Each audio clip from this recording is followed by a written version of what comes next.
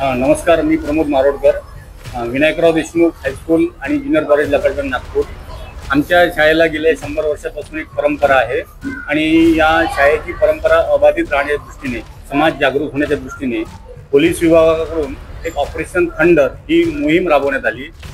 समाज सध्या नशेच्या आहारी किंवा ड्रग्स या आहारी जाताना दिसत आहेत आणि त्यामुळे स्लम एरियामध्ये, जसं आमच्या भागातला जो शाळेच्या परिसरातला जो परिसर आहे, कुंभारटोली, राजेंद्रनगर चौक वगैरे, तर या ठिकाणी आम्ही लोकांना जनजागृती करता एक रॅलीचं आयोजन या ठिकाणी करण्यात आलं. रॅलीमध्ये किती मुलं होते, कोण अधिकारी होते, काय? रॅलीमध्ये आम्हाला नंदनवन पोलीस स्टेशन आणि लकडगण पोलीस स्टेशन यांचं पण सहकार्य मिळालं.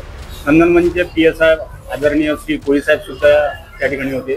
आमच्या संस्थेचे अध्यक्ष श्री जयंतरावजी जोशी सर ते सुद्धा प्रामुख्याने उपस्थित होते.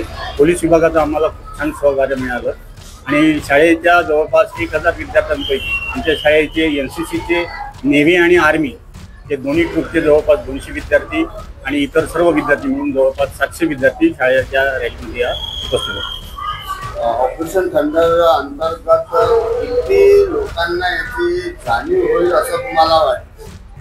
आता जाणीव करण्याच्या मागे महत्त्वाचं म्हणजे मूलभूत जागृती, म्हणजे विद्यार्थ्यांमध्ये जागृती करणं अत्यंत आवश्यक आहे आणि या विद्यार्थ्यांना जागृत केल्यानंतर समाजापर्यंत पोहोचण्याचं साधन म्हणजे आमचा विद्यार्थी आहे आणि जनजागृती करून त्याची निश्चितच विद्यार्थी लोकांपर्यंत पोहोचून आपल्या घरी सुद्धा ते जागृती करू शकतात, समाजामध्ये जागृती करू शकतात आणि एक नशामुक्त भारत निर्माण होईल याची मला अपेक्षा आहे.